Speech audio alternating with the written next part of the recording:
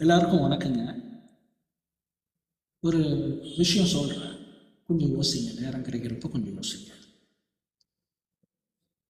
இந்த கூட்டத்துக்குள்ள, அதாவது இந்த ஜனசமுத்திரத்துக்குள்ள நாம் பிறந்துட்டோம். நம்மளால முடிஞ்ச அளவுக்கு நல்லது பண்ணுறோம், ஓகே, அதெல்லாம் சரி. ஆனால் நீங்கள் இங்கே வந்தது உங்கள் வாழ்க்கை வாழ்கிறதுக்காக.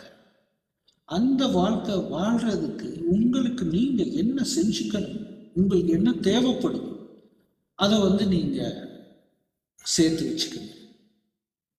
நான் சொல்கிறதோட அர்த்தம் லைஃப்பில் டெஃபினட்டாக தெரியும். ஏன்னா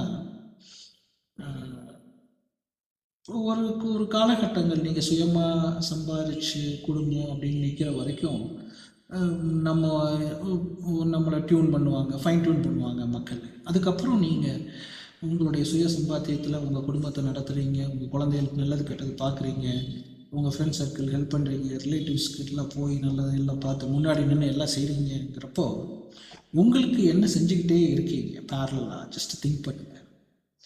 அது உங்கள் உடம்புக்காக இருக்கட்டும், உங்கள் மனசுக்காக இருக்கட்டும், உங்களுடைய சோல், உங்களுடைய ஆத்மாக்காக இருக்கட்டும், நீங்கள் ஏதாவது ஒன்று இப்போ செஞ்சு பழகுங்க. சிலருக்கு சின்ன குழந்தைகளோட விளையாடுறது மனசு திருப்தி சந்தோஷப்படலாம். சிலருக்கு விரதங்கள் கோயிலுக்கு போகிறது சந்தோஷப்படுத்தலாம். சிலருக்கு உறவுகளோடு இருந்து சந்தோஷமாக இருக்கிறது பிடிக்கலாம். சிலருக்கு தனிமை பிடிக்கலாம். ஸோ எது உங்களுக்கு பிடிக்குதோ அதுக்கான நேரங்கள் கொஞ்சம் செலவிடுங்க. எவ்வளோ செலவு?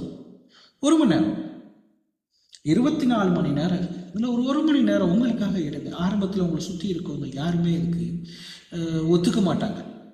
இப்போது நான் ஸ்விம்மிங் போகிறேன், அப்போது என்னென்னா எதுக்கு தேவையில்லாமல் போகிறேங்க, இல்லை தேவையில்லாமல் அதுக்கு எதுக்கு பணம் கொடுக்கணும், இல்லை நான் போய் தியானம் பண்ணுறேன் டெய்லி 1 hour, அது எதுக்கு தேவையில்லாமல். ஸோ இந்த தேவையில்லாமல் உங்களுக்கு அவசியம் இல்லாத சொல்கிறது எல்லாம் பார்த்தீங்கன்னா நீங்கள் யார் சொல்கிறாங்களோ நீங்கள் அவங்களுக்காக அதை செலவிச்சுட்ருப்பீங்க. தப்பு. நீங்கள் உங்களுக்கு என்ன செய்கிறீங்க, என்ன செஞ்சிட்ருக்கீங்க, என்ன செய்ய போகிறீங்க, இந்த 3ஐயும் கொஞ்சம் யோசிச்சுட்டு உங்களை பலப்படுத்திக்கங்க. மனசாலையும் உடம்பாலையும் அறிவாலையும் உங்களை சுற்றி ஒரு வட்டத்தை நீங்கள் வச்சுக்கோங்க. அந்த வட்டம் தான் உங்களுடைய பாதுகாப்பு வட்டம். அது இறைவனோட அருளாகவும் இருக்கலாம், இல்லை உங்களுடைய சுய பலம், சுய சம்பாத்தியம், இப்படி எவ்வளோ சொல்லிகிட்டே போகலாம்.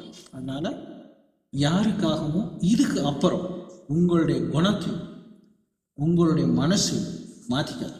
ஏன்னா இதெல்லாம் செய்கிறதுக்கு உங்களை சுற்றி இப்போ இருக்கிற யாருமே தயாராக இல்லை அப்படிங்கிறது தான் நிதர்சனமான உண்மை. உண்மையை சொல்வதுக்காக நான் யோசிக்கிறது இல்லை. ஆனால் நீங்கள் யோசிச்சிங்கன்னா நான் சொல்கிற உண்மை உங்களுக்கு புரியும்.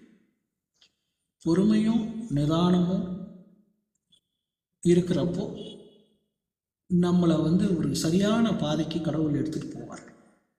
அந்த சரியான பாதையில் நீங்கள் போகிறப்போ உங்களால் இப்போ பலன் அடைஞ்சிட்டு இருக்கவங்க உங்களுக்கு விடமாட்டாங்க.